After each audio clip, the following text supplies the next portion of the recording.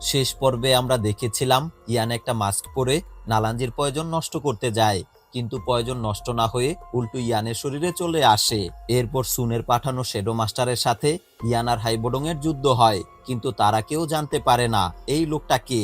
এরপর ফুলান মাস্টার ও আত্ম মাস্টারের সাথে ইয়ানের দেখা হয়, আর সে জানতে পারে আলকিমিস্ট প্রতিযোগিতায় যদি চ্যাম্পিয়ন হতে পারে তবে যে পুরস্কার দেয়া হবে সেটার সাহায্যে আত্মার শক্তি ফিরে পাওয়া সম্ভব। তাই ইয়ান ছদ্মবেশে আলকিমিস্ট প্রতিযোগিতায় অংশ নিতে রাজি হয়। প্রিয় দর্শক, আগের পর্বগুলো যদি না দেখে থাকেন তাহলে আমাদের চ্যানেলে এখনই ঘুরে আসুন, অথবা এই ভিডিও ডেসক্রিপশন বক্সে দেওয়া লিঙ্ক থেকে দেখে নিতে পারেন। দর্শক, চলুন শুরু করি আজকের সিরিজ নিয়ে এক চমৎকার যাত্রা। সিরিজের শুরুতে লিউলিং নামের একজনকে দেখতে পাই। সে পিলকিং এর শিষ্য, আরেকজন বড় আলকেমিস্ট হওয়ার চেষ্টা করছে। লিউলিং একটা পিল নিয়ে নালানের কাছে আসে আর বলে, এই পিলটা তোমার দাদার জন্য পিলকিং পাঠিয়েছে।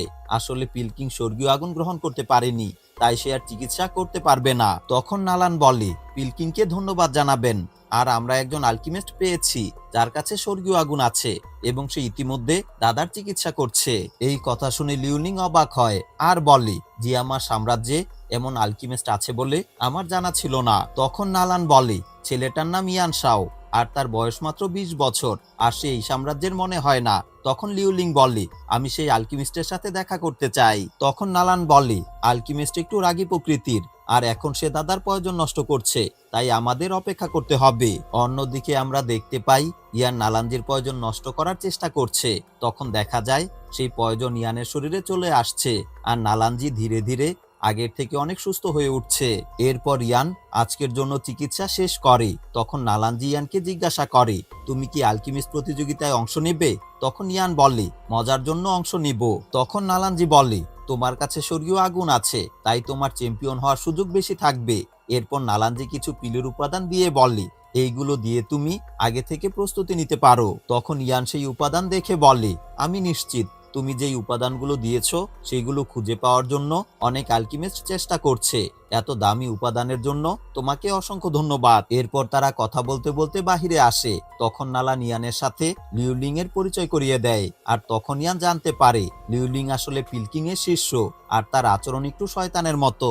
এরপর লিউলিং ইয়ানকে জিজ্ঞাসা করে, তোমার মাস্টার কে? তখন ইয়ান বলে, আমার মাস্টার তোমার মাস্টারের মতো এত ফেমাস কেউ না, আর সে থাকে একটা পাহাড়ে। এরপর ইয়ান আর বেশি কথা না বাড়িয়ে তাদের কাছ থেকে বিদায় নিয়ে চলে যায়। এরপর নালান লিউলিংকে বলে, ইয়ানের স্বর্গীয় আগুন নিয়ন্ত্রণ দক্ষতা অনেক ভালো, সত্যি বলতে সে তোমার থেকে অনেক বেশি ভালো আলকেমিস্ট।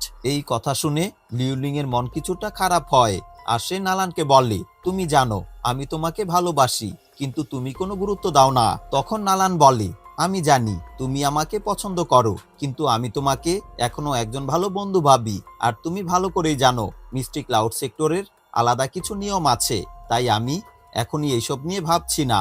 আর আমি যেমন শক্তিশালী পুরুষ চাই, তুমি এখনো সেই পুরুষ হতে পারোনি।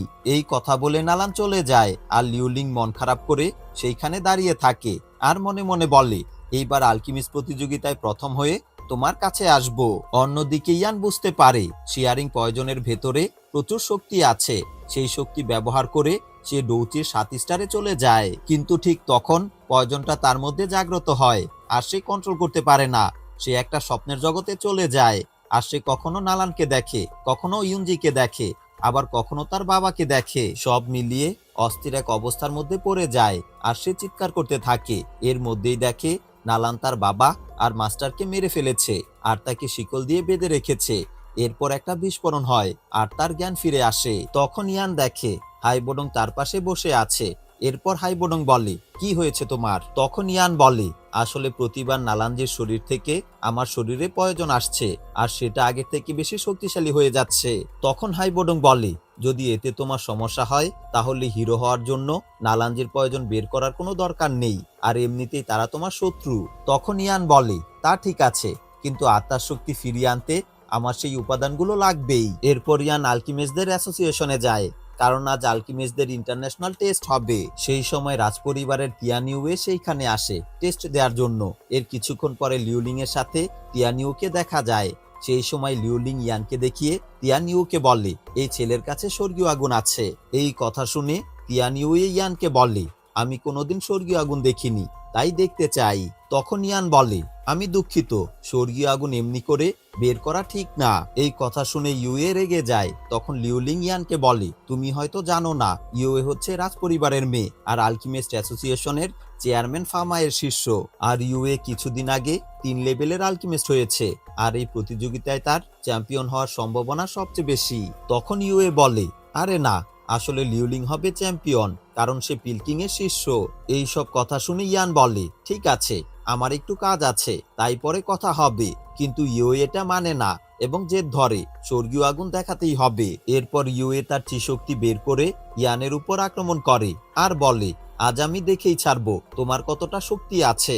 এরপর ইউএ একের পর এক আগুনের চিশক্তি ছুঁড়ে মারে ইয়ানের দিকে, আর ইয়ান তার পার্পল ফ্লেম দিয়ে সেই আক্রমণ প্রতিরোধ করতে থাকে। পাশ থেকে লিউলিং বুঝতে পারে ইয়ান স্বর্গীয় আগুন বের করছে না।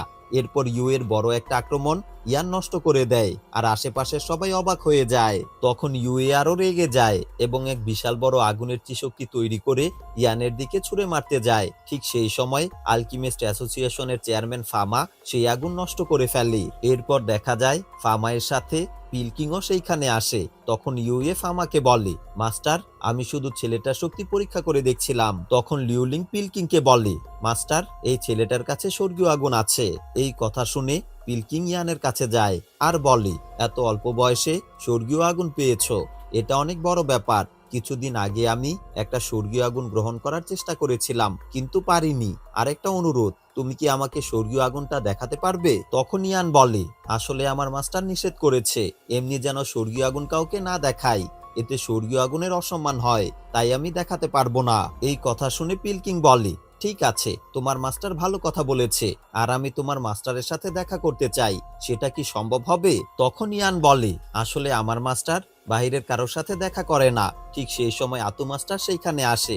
তখন ফামা বলে, আতু, শুনেছি এইবার তোমার ক্ল্যান থেকে একজন ভালো আলকিমিস্ট প্রতিযোগিতায় অংশগ্রহণ করবে।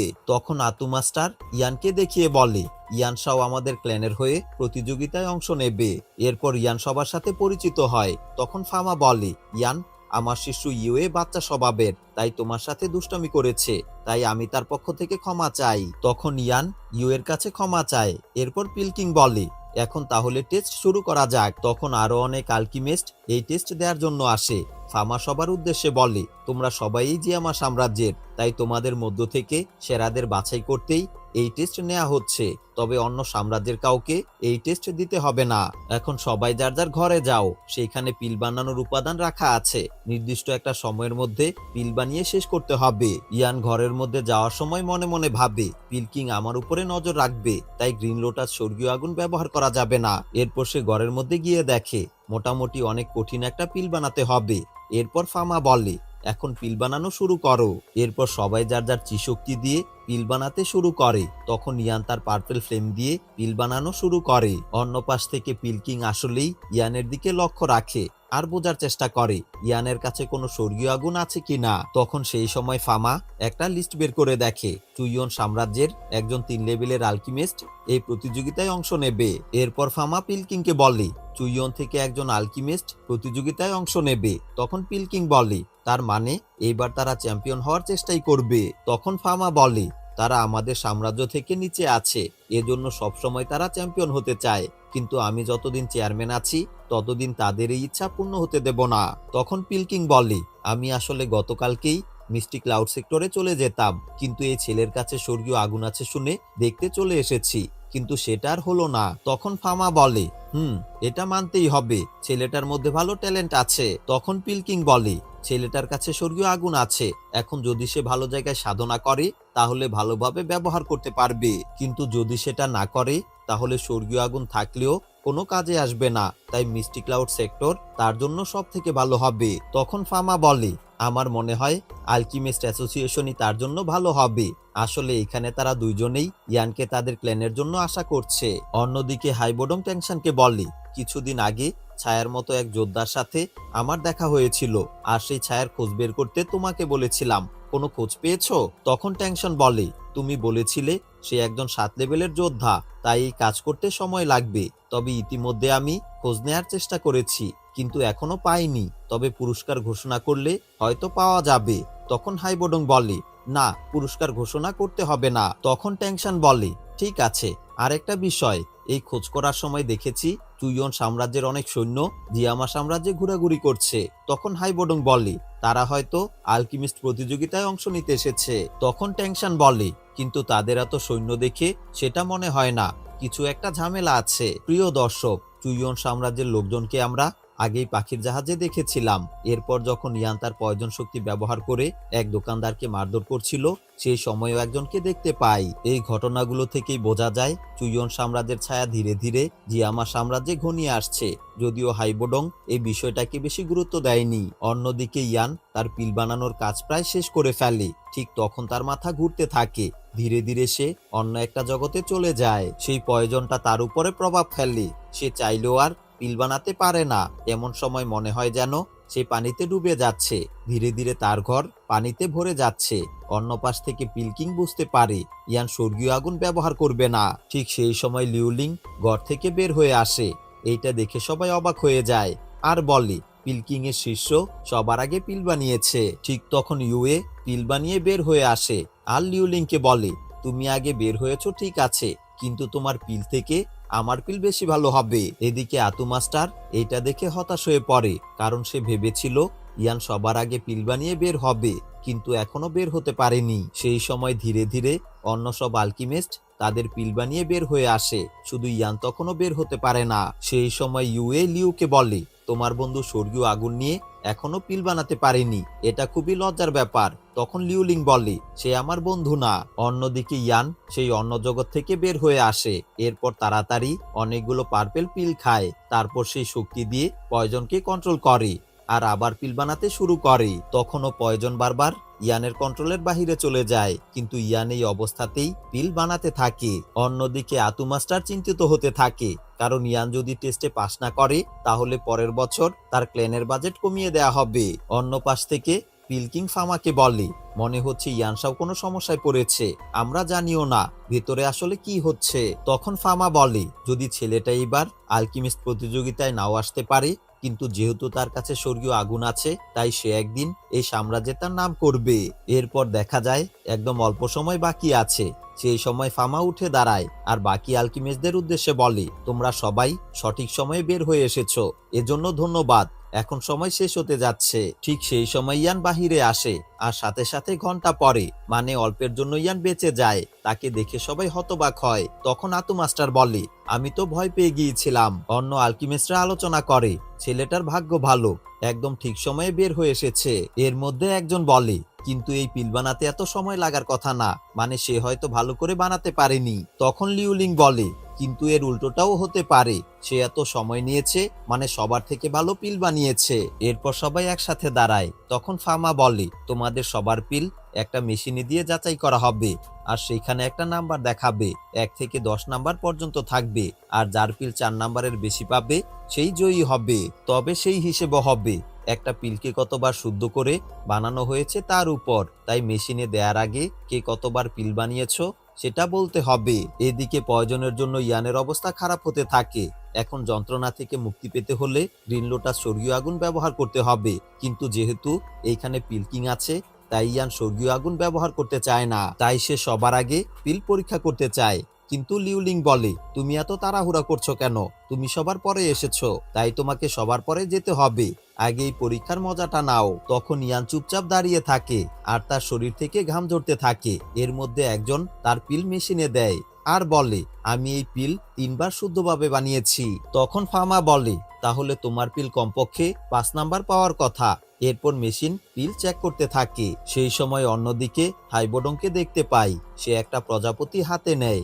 আসলে একসময় তার ভালোবাসার মানুষের ইচ্ছে ছিল ঠিক এই রকম প্রজাপতির মতো ঘুরে বেড়ানোর। এখন এই প্রজাপতি দেখে তার সেই কথা মনে পড়ে যায়। ঠিক সেই সময় হাইবোডং অনুভব করে তাকে কেউ ফলো করছে। এইদিকে সেই আলকিমিস্ট আসলেই 5 নাম্বার পেয়ে পাশ করে। এরপর লিউ তার পিল রাখে চেক করার জন্য আর বলে আমি এই পিল শুদ্ধভাবে 6 বার বানিয়েছি।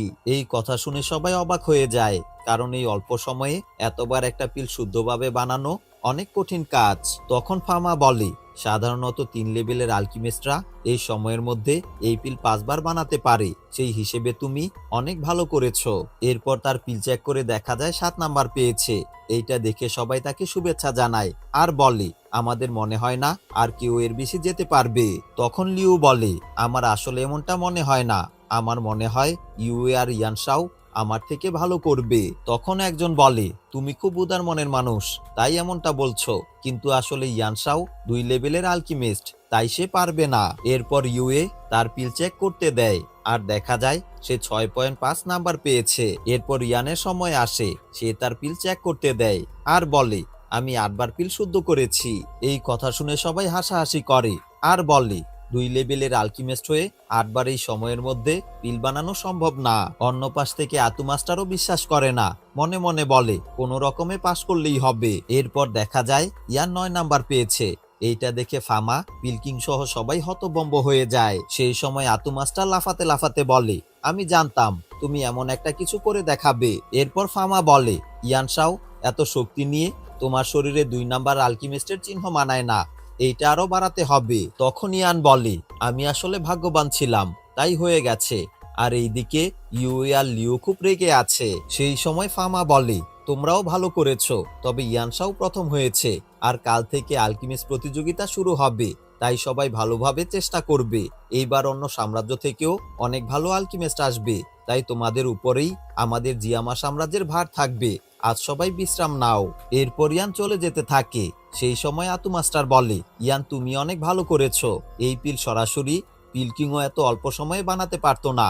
আর এখন যদি তোমার আসল পরিচয় সবাই জানে, তাহলে ভবিষ্যতে তোমার জন্য ভালো হবে। তখন ইয়ান বলে, মাস্টার, দয়া করে আমার পরিচয় গোপন রাখো, না হলে আমি সমস্যায় পড়ে যাব।